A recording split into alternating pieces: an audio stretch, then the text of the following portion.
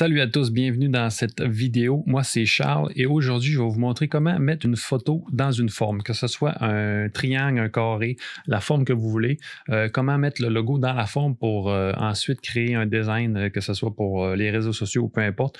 Rendu là, votre créativité, ça va vous regarder. Donc, mais c'est quand même pratique et c'est quand même vraiment facile et très rapide à faire. Donc, pour les prochaines fois que vous allez vouloir avoir ce genre de design, vous allez savoir comment faire ou sinon, revenez voir la vidéo. Donc, j'ai ouvert mon image dans Photoshop, soit en pesant sur Open ou sinon j'ai pris mon dossier et j'ai simplement glissé la photo dans Photoshop qui est là ouvert avec un background barré comme d'habitude.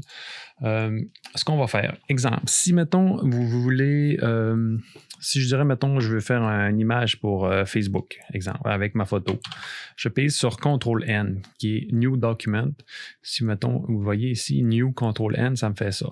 Fait qu'on veut un document, mettons, pour le web.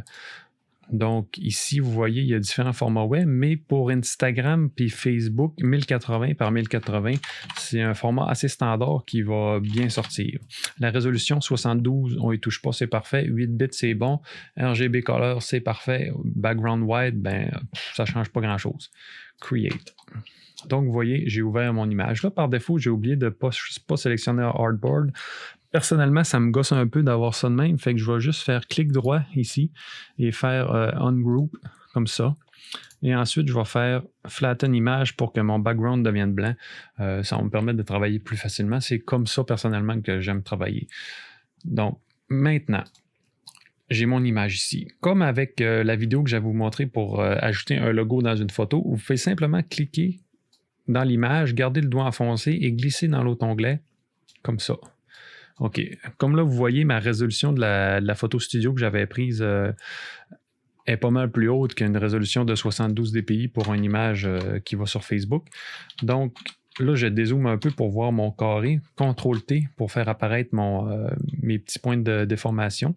Je vais rapetisser mon image pour qu'on la voie au complet. Enter pour appliquer. Et là, CTRL Space pour zoomer avec le clic de souris. On va venir en arrière. Donc, OK, comme ça. Fait que là, mon image est dans mon nouveau format web, mettons. Ce que je vais faire, je vais cliquer ici, le deuxième outil qui est de sélection. Je vais faire un ellipse. Je vais mettre mon logo dans un rond. Fait qu'en cliquant dans mon frame de travail, je peux draguer, mettons, glisser ma souris, ça va faire un rond. Si je veux que mon rond soit parfaitement rond, je tiens Shift, mettons, en pesant sur Shift, vous voyez, mon rond devient tout de suite parfait. Donc, je peux glisser ma souris et faire le rond de la grosseur que je veux. Là, par exemple, je suis sur mon layer de photo. Donc, je ne veux pas appliquer mon fond sur ce layer-là pour ne pas briser comme ma photo, pour ne pas la défaire. Fait que je vais faire un nouveau layer ici avec le petit plus, comme ça. Maintenant, par défaut, là, ma couleur est de même parce que tantôt, je gossais, mais je vais mettre le noir et je vais faire Alt Backspace pour remplir mon rond de couleur noire. Alt Backspace, ça remplit la sélection de la couleur d'avant-plan. Si ça aurait été blanc qui aurait été en avant-plan, Alt Backspace, ça met du blanc. Fait que là, j'inverse comme ça. Pour désélectionner, CTRL-D. Donc là, j'avais, mettons, ici, c'était sélectionné. CTRL-D, ça désélectionne. Là, vous voyez mon rond qui est sur son layer à lui. Je peux le bouger. Donc, mettons que je dis, je veux le mettre comme ça. Vous voyez, si je bouge ma souris pas trop vite, il va cocher comme dans le milieu. Toc, ça veut dire là, que le logo est parfaitement au centre de mon image. Sinon, si je veux le placer au centre, ou peu importe, là, on s'en fout, on peut le faire par après, je peux sélectionner lui et avec CTRL, cliquer sur Background. Et vous voyez ici en haut, là, je peux aligner au centre, aligner au milieu. Donc là, il est parfaitement au centre, parfaitement au milieu. Maintenant, j'ai deux façons de faire. Je peux cliquer sur mon layer de photo et juste placer la photo où ce que je pense, mais là, je ne vois pas. C'est un peu embêtant, c'est faisable, là, mais c'est plus tannant. Fait que je vais juste glisser mon layer par-dessus. Vous voyez, en tenant le doigt de la souris enfoncé, je peux glisser, et là, ça devient bleu. Donc, je lâche, mon image devient par-dessus mon layer. Maintenant,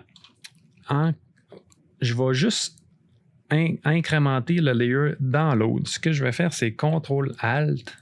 Et vous voyez, là, quand je passe ma souris juste dans le milieu, là, il y a un petit signe qui apparaît. Je clique et voilà. Mon layer est comme rendu imbriqué dans l'autre. Et vous voyez, ma photo est rendue dans le rond. C'est aussi simple que ça. Mais je peux encore le bouger. Donc, si jamais votre photo est pas droite, ben là, vous pouvez juste le replacer comme ça. Aussi facile que ça. Là, je vais faire CTRL-Z pour revenir en arrière pour vous montrer une autre façon de faire. Je pourrais simplement sélectionner mon rond que j'ai créé en tenant CTRL et en cliquant sur le carré ici. Vous voyez là, le petit icône qui apparaît à un style de sélection. Je clique et ça sélectionne mon rond. Je peux ensuite aller ici, qui est l'option pour créer un masque. Si je suis sur le bon layer de mon image, je crée un masque. Ça fait un masque identique à ma sélection. Vous voyez, le masque est ici. Les masques, c'est un peu plus compliqué quand on n'est pas habitué avec les layers dans Photoshop où on est plus un peu débutant. Donc, la technique plus facile, ça serait la première que je vous ai montrée. Si vous êtes plus à l'aise et vous connaissez déjà les masques, bien, probablement que vous le savez déjà. Donc, voici une manière de faire. Si je veux déplacer mon image à l'intérieur du masque, j'ai juste à débarrer un peu le petit canard qui est ici pour pouvoir bouger. Mais là, je suis sur mon masque. Fait que là, il faut que je revienne ici sur mon image et là, je vais bouger mon image. Là, le rond noir qu'on voit en arrière, c'est parce que c'est mon rond. Je peux juste enlever le petit œil pour plus qu'on le voit. Donc, je reclique sur mon image. Vous voyez que je peux cliquer soit sur le masque, soit sur l'image pour bouger l'image. Comme ça. Mettons de même, c'est bien correct. Fait que là, je reclique dans le milieu ici pour le locker. Comme ça, quand là, je bouge, les deux bougent en même temps dans mon image. Je pourrais encore avec CTRL sélectionner aussi mon background, le remettre au centre. Donc, c'est aussi simple que ça pour ajouter une photo, un logo, peu importe, dans une forme. J'aurais pu sélectionner n'importe quelle forme, ça aurait fait la même chose. Ensuite, mettons que je pèserais sur l'outil texte. Je pourrais venir écrire peu importe ce que je veux. CTRL-T pour mettre le texte plus gros. Enter. Et donc là, j'aurais un peu un design ou peu importe. Le rendu là, c'est à vous de voir ce que vous voulez faire. Ce que vous pouvez faire aussi, si tu sais, comme là, j'ai un gros carré blanc alentour, là, puis là, mon image n'est pas parfaitement centrée, fait que je vais juste la tasser un peu pour qu'il remplisse tout le rond. Vous pouvez sélectionner votre image encore comme le rond que j'ai fait tantôt. Je tiens CTRL et je viens cliquer dans le rond. Et ensuite, en cliquant ici, sur le crop, vous voyez, mon crop prend automatiquement la grandeur parfaite de mon image. Si je clique sur le Move Tool ici, ça désélectionne. Si, mettons, je désélectionne CTRL-D et je clique sur le crop, il est ici. Excusez, non, il est là. Bon, je suis habitué de juste cliquer sur C pour le sélectionner.